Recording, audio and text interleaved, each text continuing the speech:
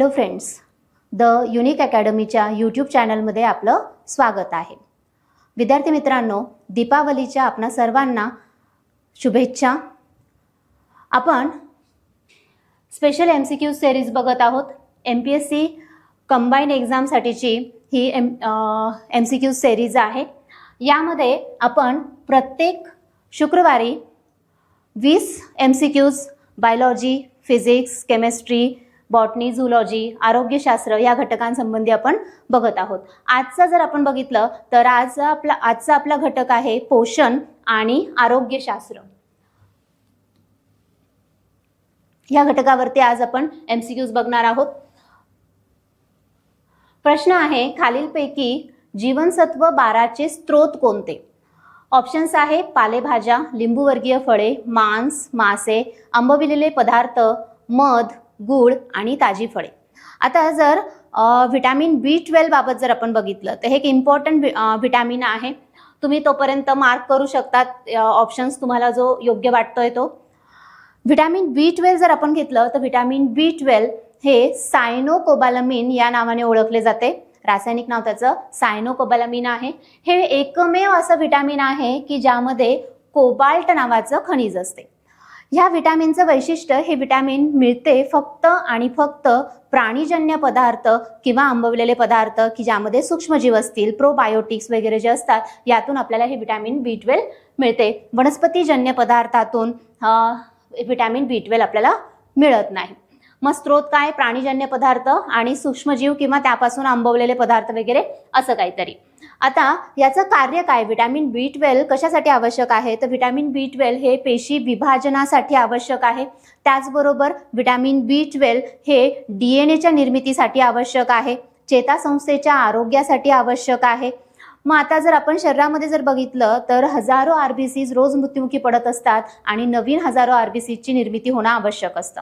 आणि त्यासाठी जर व्हिटॅमिन B12चा अभाव असेल तर त्यावेळी RBCची निर्मिती होणार नाही आणि RBCचा अभाव म्हणजे रक्तक्षय म्हणजेच पर्निसियस ॲनिमिया हा आपल्याला तिथे बघायला मिळतो. नॉर्मली व्हिटॅमिन B12 ज्यांची आहार पद्धती वेगन आहे, म्हणजे जी फक्त शाकाहारच घेतात, त्यांच्यामध्ये व्हिटॅमिन B12चा अभाव हा दिसून येतो. पण एखादी व्यक्ती मांसाहारही घेत असेल पण जर तिच्या आतड्यांमध्ये व्हिटॅमिन B12 साठी लागणारं, ॲब्सॉर्प्शनसाठी लागणारं इंट्रिन्सिक फॅक्टरचा अभाव असेल तर त्यावेळी आहारामध्ये जरी व्हिटॅमिन B12 असेल पण ते शरीरामध्ये ॲब्सॉर्ब होऊ शकत नाही आणि अशा वेळी सुद्धा काय होत असतो? पर्निसियस ॲनिमिया होतो. या व्यतिरिक्त हाताला मुंग्या येणं किंवा नर्व्स डॅमेज होणं वगैरे अशा थिंग्स सुद्धा आपल्याला व्हिटॅमिन B12च्या अभावामध्ये दिसून येतात. तर सायनोकोबालामिन जे आहे त्याचा स्रोत हा प्राणीजन्य पदार्थ आहे.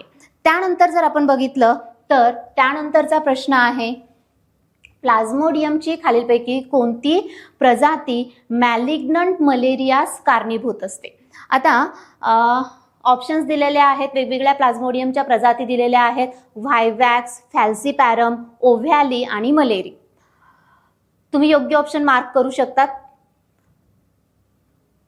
आपण बघूयात की आता हा जो मलेरिया हा जो आजार आहे, ज्याला आपण सामान्यतः हिवताप म्हणून ओळखतो, हा मलेरिया आजार होतो प्लाझ्मोडियम नावाच्या आदिजीवीमुळे.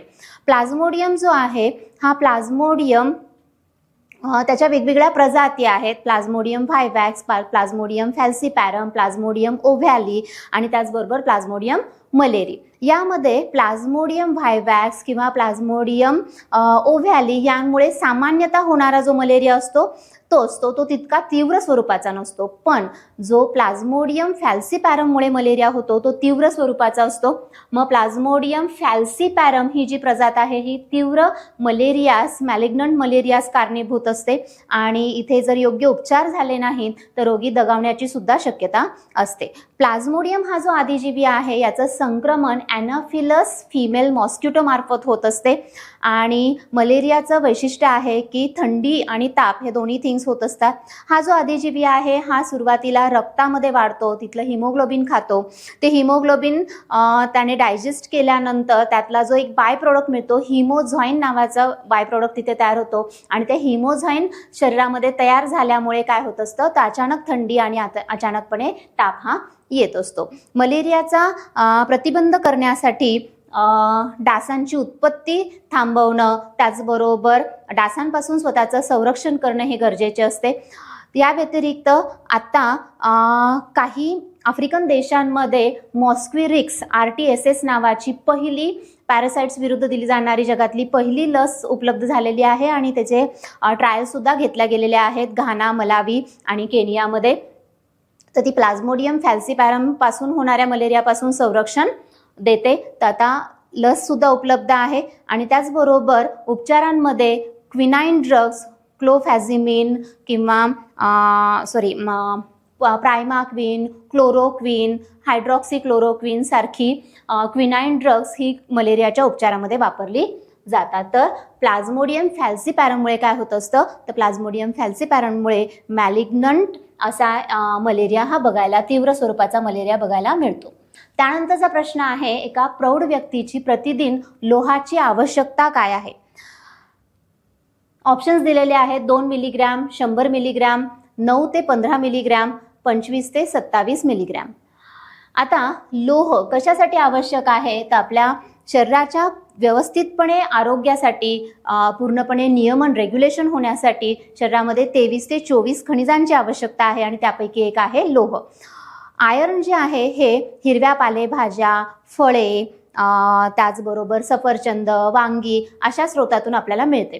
आता हे लोह कशासाठी आवश्यक आहे, तर हिमोग्लोबिन, आपल्या RBCsमध्ये जे हिमोग्लोबिन प्रोटीन असते ते हिमोग्लोबिन आणि मायोग्लोबिन जे मसल्समध्ये प्रोटीन असते, ह्या हिमोग्लोबिन आणि मायोग्लोबिनच्या निर्मितीसाठी लोहाची आवश्यकता असते. आणि मग किती साधारण दिवसाला आपल्याला या लोहाची आवश्यकता आहे, तर साधारण 15 मिलीग्रॅम इतकी काय असते, प्रतिदिन आपली डेली रिक्वायरमेंट ही आयर्नची असते. त्यानंतरचा प्रश्न आहे, दृष्टिपटलाची रचना व आरोग्य, त्याचबरोबर पेशीपटल व डोळ्यातील प्रथिनांची रचना किंवा आरोग्य योग्य पद्धतीने असण्यासाठी खालीलपैकी या खनिजाची आवश्यकता असते. ऑप्शन्स आहे सोडियम, लोह, आयोडीन आणि झिंक. जर आपण बघितलं की दृष्टिपटलाच्या प्रॉपर फंक्शनिंगसाठी जर आपण म्हटलं, किंवा आपला जो रेटिना आहे, रेटिना बनलेला असतो रॉड सेल्स आणि कोन सेल्सचा. रॉड सेल्समध्ये रोडॉप्सिन नावाचं रंगद्रव्य असते आणि कोन सेल्समध्ये आयोडॉप्सिन नावाचे रंगद्रव्य असते. रॉड सेल्सच्या रोडॉप्सिनमुळे आपल्याला मंद प्रकाशात डीम लाईट व्हिज्युअलायझेशन प्रॉपरली होत असतं, तर कोन सेल्समध्ये असणारे जे आयोडॉप्सिन आहे त्यामुळे आपल्याला कलर विजन हे होत असतं. आणि ह्या रॉड सेल्स आणि कोन सेल्सच्या मदतीने काय होत असतं, तर रेटिनावरती प्रतिमा तयार होत असते आणि हा जो दृष्टिपटल आहे, रेटिना आहे, त्याची प्रॉपर रचना व्यवस्थितपणे तयार होणं खूप गरजेचं आहे, तरच इमेज फॉर्मेशन व्यवस्थित होणार. तर दृष्टिपटलाच्या आरोग्यासाठी जे खनिज लागतं ते झिंक असतं. झिंक आपल्या शरीरामध्ये आपली शरीराची प्रतिकार क्षमता वाढवण्यासाठी, त्याचबरोबर स्टॅमिना बूस्ट करण्यासाठी सुद्धा झिंकची आवश्यकता असते. त्यानंतरचा प्रश्न आहे, ट्रायग्लिसराइड्स काय असतात? आता जर आपण बघितलं तर नॉर्मली आपण डे टू डे लाईफमध्ये low density lipoprotein, high density lipoproteins, triglycerides अशा गोष्टींबद्दल आपण बोलत असतो. तर ही ट्रायग्लिसराइड्स काय असतात? ऑप्शन आहे, ती जीवनसत्व आहेत का स्निग्धाम्ल आहेत, कर्बोदके आहेत की प्रथिने आहेत? तर ट्रायग्लिसराइड्स ही स्निग्धाम्ले असतात. ही अशी स्निग्धाम्ले आहेत की ज्यांच्यामध्ये ग्लिसेरॉल आणि 3 फॅटी ॲसिड्स असे घटक असतात. या ग्लिसेरॉल आणि 3 फॅटी ॲसिड्स पासून ही ट्रायग्लिसराइड्स बनलेली असतात. आपल्या रक्तामध्ये ट्रायग्लिसराइड्सचं प्रमाण 200 मिलीग्रॅम पर डेसिलिटरपेक्षा जर जास्त असेल तर त्यावेळी ही ट्रायग्लिसराइड्स आपल्या रक्तवाहिन्यांमध्ये साचत जातात, त्यामुळे ब्लॉकेजेस येतात किंवा रक्तवाहिनीची लवचिकता कमी होते आणि तो जो आजार असतो त्याला धमनी काठिण्य असं म्हटलं जातं. आणि त्याचे कॉन्सिक्वेन्सेस पुढे जाऊन heart attack, heart diseases, stroke वगैरे इत्यादींचा धोका हा उद्भवत असतो. तर ट्रायग्लिसराइड्स ही आपल्या रक्तामध्ये किती पेक्षा कमी असायला हवी, तर 200 मिलीग्रॅम पर डेसिलिटर पेक्षा कमी असायला हवी. ट्रायग्लिसराइड्स काय असतात? ट्रायग्लिसराइड्स ही ग्लिसेरॉल आणि 3 फॅटी ॲसिड्स पासून बनलेली अशी स्निग्ध आम्ले असतात. त्यानंतरचा प्रश्न आहे, 1 वर्षाच्या आतील बालकास स्तनपानाच्या ऐवजी कमी ऊर्जा व प्रथिने असणारा आहार दिल्यास खालीलपैकी या आजाराचा धोका उद्भवतो. ऑप्शन्स आहे मुडदूस, पेलेग्रा, सुजवटी आणि सुकटी. तर जर आपण इथे जर बघितलं तर मुडदूस आपल्याला माहिती आहे, मुडदूस हा व्हिटॅमिन डी आणि कॅल्शियमच्या अभावामुळे बघायला मिळतो. पेलेग्रा जो आहे, पेलेग्रा हा नायसिन किंवा निकोटिनामाइड ज्याला आपण म्हणतो त्या जीवनसत्वाच्या अभावामुळे, व्हिटॅमिन B3च्या अभावामुळे आपल्याला बघायला मिळतो. सुजवटी जर आपण बघितलं तर हा प्रथिन ऊर्जा कुपोषण आहे आणि मॅरास्मस सुद्धा प्रथिन ऊर्जा कुपोषण आहे. मग आता इथे जर आपण बघितलं की जिथे ऊर्जा आणि प्रथिने दोघांचाही अभाव म्हटलेला आहे. आता ह्या 2 आजारांमध्ये जर आपण थोडंसं व्यवस्थितपणे बघितलं तर सुजवटी जो आजार असतो बालकाला आहार तर असतो पण प्रथिनांचा अभाव असतो आणि मॅरास्मसमध्ये प्रथिने आणि ऊर्जा अशा दोघांचाही अभाव असतो. म्हणजे योग्य उत्तर असणारे मॅरास्मस. मॅरास्मस जो आजार आहे हा 1 वर्षाच्या आतील बालकांमध्ये दिसून येतो. इथे कुपोषित बालक आहे हे, त्याच्या स्किन पातळ होऊन गेलेली, अगदी बरगड्यांना चिटकलेली आहे, डोळे खोल गेलेले आहेत, शरीरावरती सूज नसते मॅरास्मसमध्ये. कंपॅरेटिव्हली जर सुजवटी आपण बघितलं तर ही सुद्धा 1 वर्षाच्या आतील बालकांमध्येच दिसणारी स्थिती आहे. पण इथे ऊर्जेच म्हणजे कार्बोहायड्रेट्स तर असतात पण प्रथिनांचा अभाव असतो आणि प्रथिनांचा अभाव असल्यामुळे त्या लहान बाळाच्या शरीरावरती सूज दिसते की ह्या भागामध्ये जर आपण बघितलं तर सांध्यांच्या भागामध्ये थोडीशी सूज किंवा चेहऱ्यावरती सूज की ज्यामुळे चेहरा त्या बाळाचा गोल दिसतो आणि मग त्याला चंद्रमुखी असं सुद्धा म्हटलं जातं. तर आपल्याला त्यांनी विचारलेलं आहे की ऊर्जा आणि प्रथिने दोघांचाही अभाव आणि त्यामुळे सुकटी मॅरास्मस हे योग्य उत्तर असणार आहे. त्यानंतरचा प्रश्न आहे, गटात न बसणारा घटक ओळखायचा आहे. पोलिओ, एड्स, इन्फ्लुएन्झा आणि एमपॉक्स. आता जर व्यवस्थितपणे जर आपण ऑब्झर्व केलं तर ही सगळी व्हायरल डिसीजेसच आहे. पोलिओ हा पोलिओ व्हायरस किंवा एन्टेरो व्हायरसमुळे होतो. एड्स जो आहे हा HIV व्हायरसमुळे होतो. इन्फ्लुएन्झा जो आहे, इन्फ्लुएन्झाचे प्रकार आहेत. ऑर्थोमिक्झो व्हायरसेसची जी कूळ आहे, फॅमिली आहे, त्या फॅमिलीतील मग H1N1 असेल, H5N1 असेल किंवा इतरही काही इन्फ्लुएन्झाची व्हायरसेस आपल्याला बघायला मिळतील. एमपॉक्स. आता मग ही सर्व व्हायरलच आहे. मग आपण कशा पद्धतीने हे करू शकतो? तर पोलिओचा जो व्हायरस आहे तो RNA व्हायरस आहे, रेट्रो व्हायरस आहे. HIV व्हायरस जो आहे हा सुद्धा रेट्रो व्हायरस आहे, RNA व्हायरस आहे. इन्फ्लुएन्झा सुद्धा RNA व्हायरस आहे. पण एमपॉक्स ज्याला सुरुवातीला मंकी पॉक्स असं म्हणून ओळखलं जायचं, तो एमपॉक्स जो आहे हा एडिनो व्हायरस आहे. स्मॉल पॉक्स, चिकन पॉक्स यांच्याच पॉक्स फॅमिलीमधला एमपॉक्स हा एडिनो व्हायरस आहे. त्यामुळे गटात न बसणारा जर आपण घेतला तर एमपॉक्स हे उत्तर असेल. त्यानंतरचा प्रश्न आहे, मारबर्ग व्हायरल डिसीज बाबत खालील विधानातील योग्य विधान ओळखायचं आहे. योग्य विधान ओळखायचे आहेत आपल्याला. विधान आहे, मारबर्ग व्हायरस डिसीज हा मारबर्ग या रेट्रो व्हायरसमुळे होतो. दुसरं विधान आहे, 1967 मध्ये जर्मनीतील मारबर्ग येथे हा आजार पहिल्यांदा आढळून आला. मारबर्ग विषाणू शारीरिक स्राव, थेट संपर्क, अवयवदान इत्यादींद्वारे मानवात संक्रमित होतो आणि हा झुनॉटिक आजार आहे. आता आपण जर बघितलं तर इबोला जो व्हायरस आहे त्या इबोला व्हायरसच्याच कुळातला हा एक व्हायरस आहे मारबर्ग. हा मारबर्ग व्हायरस RNA व्हायरस आहे आणि त्यामुळे पहिलं विधान योग्य आहे की हो तो रेट्रो व्हायरस आहे. दुसरं विधान, 1967 मध्ये जर्मनीतील मारबर्ग येथे हा आजार पहिल्यांदा आढळून आला. हो, मारबर्ग हे लोकेशनवरती तो आढळला म्हणूनच त्या व्हायरसला मारबर्ग हे नाव देण्यात आलं. मारबर्ग विषाणू शारीरिक स्राव, थेट संपर्क यातूनच संक्रमित होतो.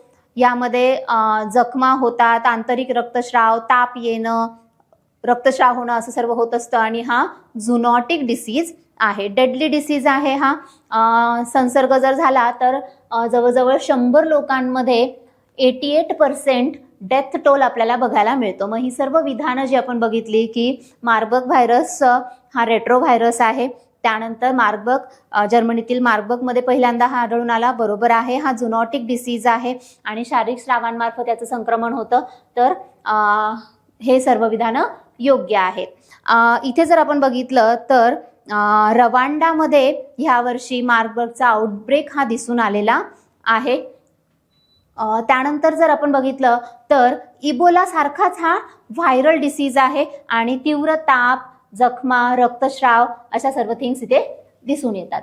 त्यानंतरचा प्रश्न आहे, खालीलपैकी कोणता आजार व्हेक्टर बॉर्न डिसीज नाही विचारलेला आहे. व्हेक्टर बॉर्न डिसीज आपल्याला कोणते आहेत आणि व्हेक्टर बॉर्न डिसीज कोणते नाही आहेत हे आपल्याला लक्षात यायला हवं. फर्स्ट ऑप्शन आहे येलो फीवर, ट्रेंच फीवर, हत्तीपाय आजार आणि एड्स. आता जर आपण येलो फीवर जर आपण बघितला तर येलो फीवर हा व्हेक्टर बॉर्न डिसीज आहे, ट्रेंच फीवर सुद्धा व्हेक्टर बॉर्न डिसीज आहे आणि हत्तीपाय आजार सुद्धा व्हेक्टर बॉर्न डिसीज आहे. एड्स हे उत्तर योग्य असणार आहे.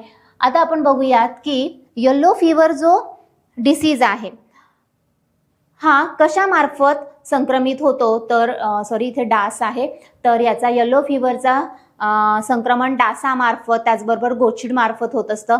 ट्रेंच फीवर याला खंदकाचा आजार पण म्हटलं जातं किंवा खंदकाचा ताप असं म्हणून सुद्धा ओळखलं जातं. उवा ज्या असतात, बॉडी लाऊस जे असतात त्यांच्यामार्फत याचं संक्रमण होतं आणि फायलेरियासिस म्हणजेच हत्तीपाय आजार जो आहे हा डासांमार्फत संक्रमित होत असतो. इथे जर आपण बघितलं तर हे वाहक आहेत, ज्या वाहकामार्फत काय होतंय, संक्रमण होतंय, असे जे आजार असतात त्यांना व्हेक्टर बॉर्न डिसीज असतं मग म्हटलं जातं. मग यामध्ये मलेरियाही येतो, यामध्ये डेंग्यूही येतो की ज्या एखाद्या घटकामार्फत जर त्या आजाराचं संक्रमण होत असेल तर त्याला व्हेक्टर बॉर्न डिसीज असं म्हणून ओळखले जाते. त्यानंतरचा प्रश्न आहे, क्षयरोगाच्या प्रतिबंधासाठी दिली जाणारी BCG ही लस कोणी तयार केलेली आहे? ऑप्शन्स आहे एडवर्ड जेन्नर, अर्थातच नाही, एडवर्ड जेन्नर यांनी देवीची लस शोधलेली आहे. जोनास साल्क आणि अल्बर्ट सॅबिन नाही. जोनास साल्क आणि अल्बर्ट सॅबिन यांनी पोलिओची व्हॅक्सिन, साल्क यांनी IPV आणि अल्बर्ट सॅबिन यांनी OPV ओरल पोलिओ व्हॅक्सिन शोधलेली आहे. अल्बर्ट कॅल्मिटी अँड ग्युरिन अल्बर्ट कॅल्मिटी आणि ग्युरिन यांनी बॅसिलस कॅल्मिटी ग्युरिन ही लस शोधलेली आहे. फोर्थ ऑप्शन आहे हाफकिन यांनी कॉलराची लस शोधलेली आहे. तर पर्याय क्रमांक 3 हे ह्या प्रश्नाचं योग्य उत्तर आहे. BCG बॅसिलस कॅल्मिटी ग्युरिन ही जी लस आहे 1921 मध्ये यांनी तयार केलेली होती. बॅसिलस कॅल्मिटी ग्युरिन ही जी लस आहे कॅल्मिटी आणि ग्युरिन यांनी तयार केलेली होती. ही लाईव्ह अटेन्युएटेड म्हणजे ह्या लसीमध्ये जिवंत दुर्बल अशी बॅक्टेरिया असतात आणि ही लस क्षयरोगाविरुद्ध संरक्षण ही देत असते. त्यानंतरचा प्रश्न आहे, खालीलपैकी कोणत्या कर्करोगास सामान्यतः हाडांचा कर्करोग म्हणून ओळखले जाते? मेलॅनोमा, ॲडिनोमा, लिम्फोमा आणि ऑस्टिओमा.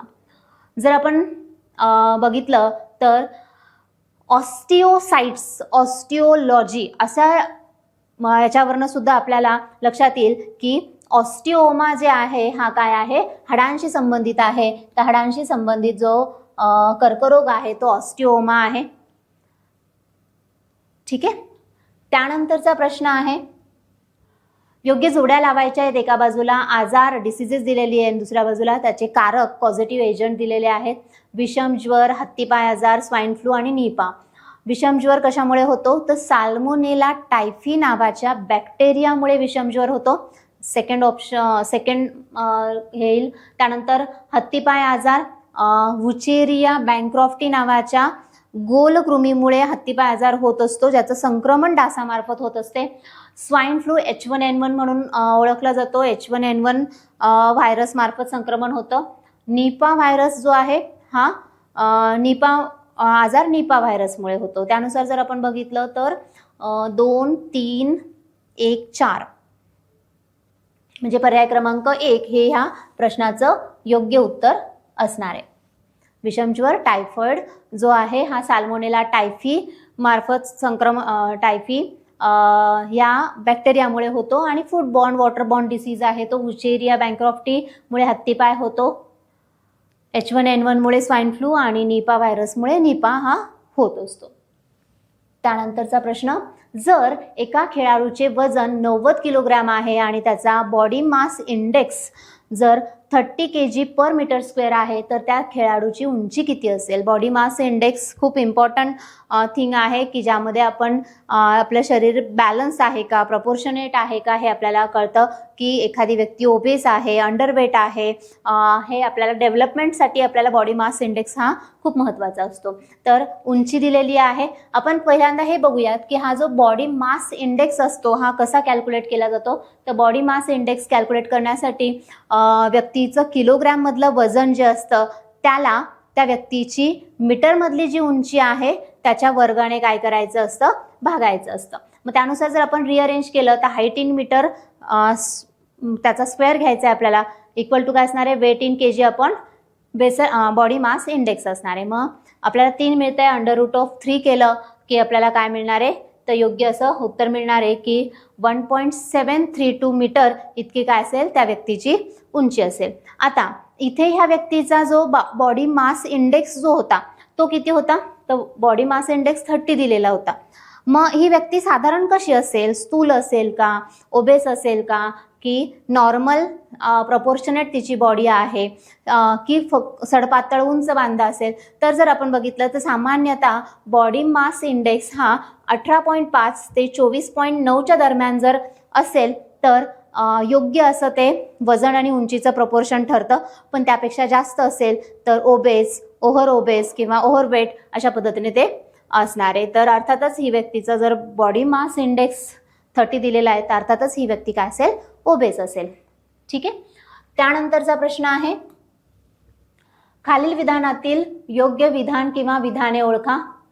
मानवातील व प्राण्यातील प्रतिजैविकांच्या चुकीच्या, अमर्याद व अनियंत्रित वापरामुळे सूक्ष्मजीवांमध्ये अँटीबायोटिक रेझिस्टन्स निर्माण होतो.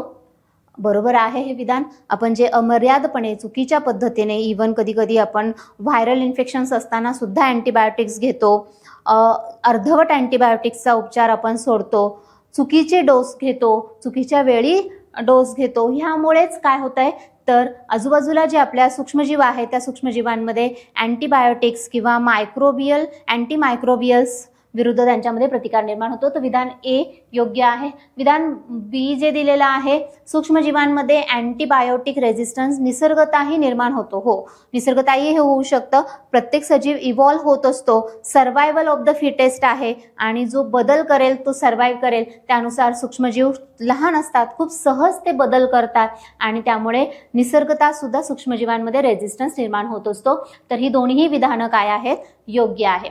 आता आपण ॲज अ सोसायटी म्हणून जर आपण बघितलं तर आपल्यासमोर हा अँटीबायोटिक्स रेझिस्टन्स किंवा अँटीमायक्रोबियल रेझिस्टन्स हा प्रश्न आपल्यासमोर मोठा असा क्रिटिकल असा आहे. एक जेव्हा पेनिसिलिन सारख्या अँटीबायोटिकचा शोध लागला तर तेव्हा त्याला मिरॅकल ड्रग म्हटलं गेलं होतं. पण त्याचा अमर्यादपणे चुकीचा वापर, अशा अँटीबायोटिक्सचा अमर्याद चुकीचा वापर, इवन व्हायरल डिसिजेसवरती अँटीबायोटिक्सचा वापर, मुळात व्हायरल डिसिजेसवरती अँटीबायोटिक्सचा वापर केला जाऊ शकत नाही.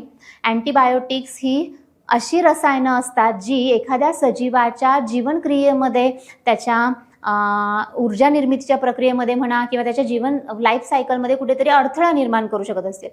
जेव्हा आपण व्हायरस बघतो तेव्हा व्हायरसला मुळात लाईफ सायकलच नाही आहे. व्हायरस अन्न तयार करत नाही, पचवत नाही, ऊर्जा निर्मिती करत नाही, श्वसन करत नाही. मग अशी कोणतीही मेटाबॉलिक ॲक्टिव्हिटी नाही आहे व्हायरसमध्ये की जी ॲक्टिव्हिटी ह्या अँटीबायोटिकमुळे हॅम्पर होईल आणि व्हायरसचा मृत्यू होईल किंवा व्हायरसला जगण्यासाठी अडचण निर्माण होईल.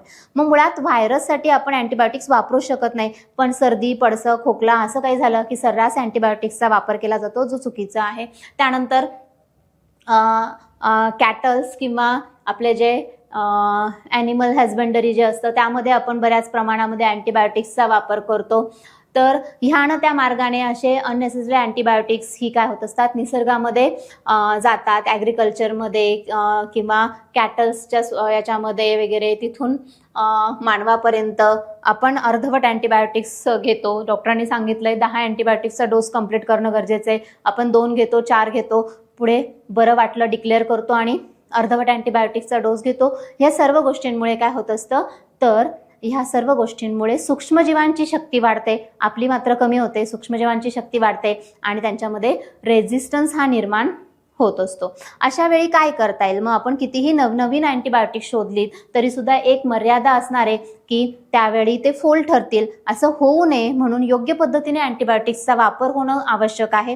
त्याचबरोबर आपली प्रतिकार क्षमता चांगली राहील हे महत्त्वाचे थिंग इथे आपण लक्षात घेतली पाहिजे. आणि त्याचबरोबर बॅक्टेरियोफाज किंवा फाज थेरपीचा विचार हा पुढे जाऊन केला जातोय की ज्यामुळे आपल्याला ह्या प्रॉब्लेम्सपासून काहीतरी सोल्युशन मिळेल. त्यानंतर वेस्ट नाईल एन्सेफेलिटिस हा आजार डॅश डॅशमुळे होतो. तो आदिजीवींमुळे होतो का, कृमीमुळे होतो का, विषाणूमुळे होतो का की जीवाणूमुळे होतो?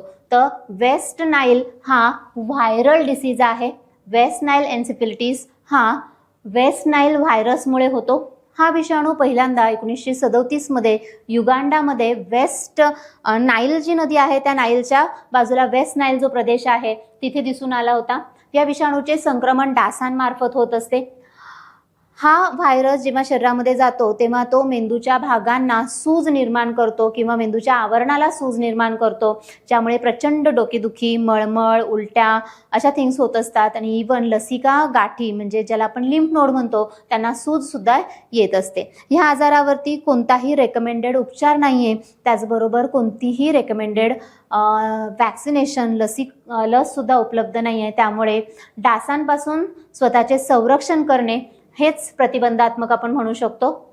त्यानंतरचा पुढचा प्रश्न आहे दात्रपेशी पंडुरोग म्हणजे सिकल सेल ॲनिमिया खालीलपैकी कशामुळे दिसून येतो किंवा कशामुळे होतो? फर्स्ट ऑप्शन आहे फॉलिक ॲसिडच्या अभावामुळे, हिमोग्लोबिनच्या जनुकातील बिघाडामुळे, किडनीच्या बिघाडामुळे आणि अतिरक्तस्रावामुळे. जर आपण बघितलं तर दात्रपेशी पंडुरोग सिकल सेल ॲनिमिया जो आजार आहे हा हिमोग्लोबिन जे आहे आपल्या शरीरामध्ये आरबीसीजमध्ये त्या हिमोग्लोबिनमध्ये 2 अल्फा आणि 2 बीटा चेन असतात. या बीटा चेनमधली जी अमायनो ॲसिडची सिक्वेन्स आहे ती अमायनो ॲसिडची सिक्वेन्स कोडॉन्समुळे डिसाईड होत असते. आणि मग त्या बीटा चेनचा जो जीन आहे त्या जीनमध्ये उत्परिवर्तन घडून जर आलेलं असेल तर त्या जनुकात बिघाड घडून आल्यामुळे काय होतं तर 6 नंबरचं जे अमिनो आम्ल आहे ज्याचं नाव आहे ग्लुटामिक ॲसिड त्याऐवजी व्हॅलिन नावाचं अमिनो आम्ल जोडलं जातं की ज्यामुळे हिमोग्लोबिनचा आकार बदलतो. हिमोग्लोबिनचा आकार बदलल्यामुळे आरबीसीचा आकार बदलतो आणि चंद्राकृती आरबीसीज ह्या होतात. अशा चंद्राकृती आरबीसीची ऑक्सिजन वाहून नेण्याची क्षमता कमी असते. अशा आरबीसीज एकमेकांमध्ये अडकतात आणि गुठळी क्लॉग निर्माण करतात, गुठळी निर्माण करतात. यांचं आयुर्मानही कमी असते आणि त्यामुळेच व्यक्तीला वारंवार थकवा येणं, डोकं दुखणं, कष्टाची कामं न होणं अशा सर्व थिंग्स ह्या दिसून येतात. तर कशामुळे होतो दात्रपेशी पंडुरोग? तर दात्रपेशी पंडुरोग हा जनुकातील बिघाडामुळे हा होत असतो. त्यानंतरचा प्रश्न आहे ट्रॅकोमाबाबत खालील विधानातील अयोग्य विधान ओळखायचं आहे. 1963 मध्ये भारतात ट्रॅकोमा नियंत्रण कार्यक्रमास सुरुवात झालेली आहे. बरोबर आहे. 1963 मध्ये ट्रॅकोमा नियंत्रणाच्या कार्यक्रमाला सुरुवात झाली. ट्रॅकोमा हा आजार संसर्गजन्य आजार आहे आणि क्लॅमेडिया ट्रॅकोमॅटिस नावाच्या जीवाणूमुळे हा आजार होतो, हे सुद्धा बरोबर आहे. ट्रॅकोमा हा आजार आतड्यांचा आजार आहे, नाही, ट्रॅकोमा हा डोळ्यांचा आजार आहे, आय डिसीज आहे. 2024 मध्ये भारतातून ट्रॅकोमाचे निर्मूलन झाले. आता हे जाहीर करण्यात आलेलं आहे. WHO कडनं सर्टिफिकेट सुद्धा मिळालेलं आहे. तर ह्या विधानांमधलं अयोग्य विधान ओळखायचं आहे. तिसरं जे विधान आहे ट्रॅकोमा हा आजार आतड्यांचा नाही, ट्रॅकोमा हा आजार डोळ्यांचा आहे, त्यामुळे हे तिसरं विधान हे अयोग्य आहे. ट्रॅकोमाच्या बाबत व्यवस्थितपणे वाचणं अपेक्षित आहे कारण हा निग्लेक्टेड डिसीज आपण म्हणू शकतो, दुर्लक्षित असलेला असा आजार आहे, पण ज्यामुळे बऱ्याच लोकांना अंधत्व हे निर्माण होत होतं. आता ते त्या आजारातून भारताने पूर्णपणे निर्मूलन केलेलं आहे भारताने त्या आजाराचं, आणि तसं आपल्याला WHO कडनं सर्टिफिकेट सुद्धा मिळालेलं आहे. त्यानंतरचा प्रश्न आहे मिशन इंद्रधनुष्य कशाशी संबंधित आहे? ऑप्शन्स आहे नैसर्गिक खाद्य रंग उत्पादन, पोषक तत्वांसाठी फुलांची शेती, शालेय गणवेश आणि लसीकरण. अर्थातच मिशन इंद्रधनुष्य हे लसीकरणाशी संबंधित आहे. 2014 मध्ये मिशन इंद्रधनुष्य ह्या कार्यक्रमाला सुरुवात झाली. या अंतर्गत देशातील लहान मुलांना 7 आजारांच्या विरुद्ध प्रतिकार निर्माण होण्यासाठी लस दिल्या जातात. ते आजार आहेत घटसर्प, कावीळ, पोलिओ, डांग्या खोकला, धनुर्वात, TB आणि गोवर. 2017 मध्ये इंटेन्सिफाईड मिशन इंद्रधनुष्यला सुद्धा सुरुवात झालेली आहे. त्याचबरोबर कोविड नंतर आपण मिशन इंद्रधनुष्य 2.0 हे सुद्धा राबवलेलं, की ज्यामध्ये कोविड सिच्युएशनमध्ये ज्या बालकांच्या किंवा गर्भवती स्त्रियांचे जे वॅक्सिनेशन डोस मिस झाले त्यांना परत एकदा ते वॅक्सिनेशन करण्यात आलेलं. तर मिशन इंद्रधनुष्य लसीकरणाशी संबंधित आहे. पुढचा प्रश्न आहे 1990 मध्ये पहिल्यांदा जीन थेरपीचा वापर खालीलपैकी या आजारासाठी करण्यात आला. फर्स्ट ऑप्शन आहे मधुमेह, दुसरा आहे पार्किन्सन्स, त्यानंतर आहे डाऊन सिंड्रोम आणि तिसरा आहे सिव्हिअर कंबाईन इम्युनो डेफिशियन्सी. आता जर आपण बघितलं तर जीन थेरपी, की जेव्हा एखाद्या व्यक्तीच्या अनुवंशिक माहितीमध्ये जनुकांमध्ये बिघाड असतो त्यावेळी तो जीन रिप्लेस केला जातो किंवा रिपेअर केला जातो, याला जीन थेरपी असं म्हटलं जातं. या जीन थेरपीचा पहिल्यांदा वापर हा 4 वर्षाच्या एका मुलीसाठी, बालिकेसाठी करण्यात आला होता. तिला आजार होता सिव्हिअर कंबाईन इम्युनो डेफिशियन्सी. या आजारामध्ये प्रतिकार क्षमता कमी होऊन जाते. T सेल्स ज्या असतात आपल्या शरीरामध्ये, की ज्या आपल्या प्रतिकार क्षमता देत असतात, त्यांच्यामध्ये एक विकर असतं आणि त्या विकरामुळे या आजारामध्ये जर आपण बघितलं ॲडिनोसिन डिअमिनेज नावाच्या विकर जे असतं ते तयार होत नाही, त्याचा अभाव असतो आणि त्या अभावामुळे टी पेशी ज्या असतात, टी लिम्फोसाईट ज्या असतात त्या मृत होतात आणि टी लिम्फोसाईट मृत होतील तर आपल्याला प्रतिकार क्षमता नसणार आणि त्यामुळे असा हा एक ऑटो इम्युन डिसीज म्हणता येईल आपल्याला, किंवा असा जेनेटिक डिफेक्ट जो आहे त्याच्या उपचारामध्ये पहिल्यांदा 1990 मध्ये जीन थेरपीचा वापर करण्यात आलेला. आपण जर बघितलं की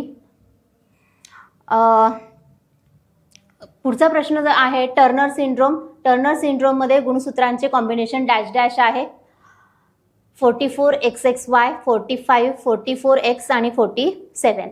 तर जर आपण बघितलं तर टर्नर सिंड्रोम जो आहे याला मोनोसोमी X किंवा जर आपण बघितलं तर याच्यामध्ये एकच X गुणसूत्र आहे. नॉर्मली स्त्रियांमध्ये जर आपण घेतलं तर 44XX, पुरुषांमध्ये 44XY असं असतं, पण इथे जर आपण बघितलं तर फक्त एकच X गुणसूत्र आहे. म्हणजे टर्नर सिंड्रोम असणारी व्यक्ती जन्मतः फिमेल असते, पण तिची फेमिनाईन कॅरेक्टर डेव्हलप होण्यासाठी अजून एक X गुणसूत्र असायला हवं, ते नसतं आणि त्यामुळे ती स्टराईल असते, बुटकी असते, तिच्या मानेवरती त्वचेच्या घड्या असतात. असा जो टर्नर सिंड्रोम आहे त्यामध्ये गुणसूत्रांचं कॉम्बिनेशन 44 ऑटोझोम्स आणि एकच सेक्स क्रोमोझोम X क्रोमोझोम हे असते.